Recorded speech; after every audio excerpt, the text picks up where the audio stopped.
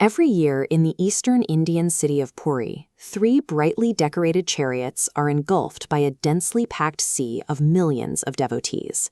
To complete the Rath Yatra, these enormous structures have to navigate a complex route, steering through a semicircular 3-kilometer stretch known as the Bodhidanda, or Grand Road. Unlike the great stone temples or bronze deities of antiquity, the focal point is highly vulnerable. The idols of Jagannath, Balabhadra, and Subhadra are carved entirely from wood. Wood splinters, it succumbs to humidity, and it inevitably rots. Scaling a decaying material up into multi-ton structures meant to be pulled by throngs of people introduces immense structural and safety hazards. Yet the Rath Yatra has survived century after century. That survival relies on specific ancient ecological science, combined with the quiet integration of modern engineering. This preservation begins with a ritual called Navakalabhara. Every 8 to 19 years, the temple administration completely replaces the wooden idols. The search for the daru, the sacred wood used to carve the new deities, follows strict folklore. The chosen tree must grow near a water body, it must be free of bird nests, and it cannot host a single parasitic plant. These aren't arbitrary rules. They function as traditional ecological markers used to identify the absolute healthiest, most resilient neem trees in the region. Neem, or Azadirachta indica, possesses natural antiseptic and insect-repelling properties. The bark and wood actively resist the termites and fungal rot that quickly destroy other timbers. This chemical resistance is crucial.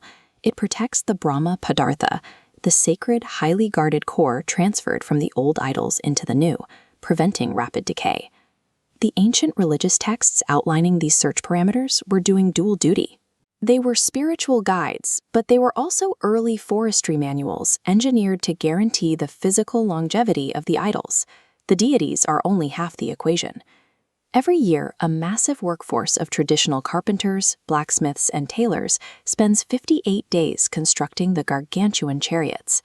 It is easy to look at this process and assume the chariots are built exactly as they were hundreds of years ago.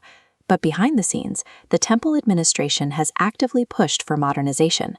Today, mechanical sawmills cut the timber to highly precise dimensions.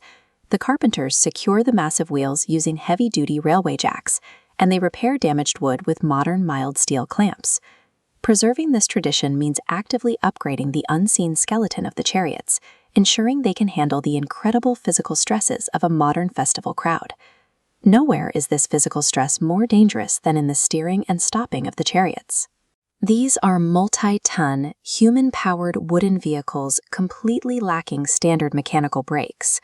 Historically, the braking method involved wedging a raw, heavy wooden log directly in front of the moving wheels. It was highly inefficient, often requiring meters to come to a full stop, and frequently led to dangerous accidents. In 2006, mounting safety concerns prompted an engineer named Aswini Mishra to step in and redesign the entire mechanism. Mishra's team replaced the raw logs with standardized timber, wrapped them in thick rubber fibers, and drove metal spikes into the surface to increase friction. This high-friction grip mimics the grippy studs found on the bottom of a football boot. This upgraded system remains largely invisible to the crowd. It hangs beneath the chariot, operated manually by dozens of servitors pulling ropes on precise cues to drop the friction locks. This life-saving mechanical intervention makes a clear statement. The festival prioritizes human safety and practical physics far above any dogmatic attachment to archaic tools. This adaptability brings us back to the word Navakalabhara. In Odia, it translates to new body, the philosophical transmigration of a soul from an old, decaying vessel into a fresh one. Western societies typically approach historical preservation by trying to freeze time. They place the original physical object behind glass to protect it from the elements. The Jagannath cult applies its new body philosophy to the entire structure of the festival. The soul of the tradition remains constant, but the physical vessel is allowed to shed its decaying parts and absorb modern technology. By abandoning rotting materials for better engineering, the Rath Yatra has endured completely uninterrupted across wildly different eras of history. True preservation of cultural heritage doesn't require rejecting the future. The Rath Yatra achieves immortality precisely because it is willing to constantly engineer its own rebirth.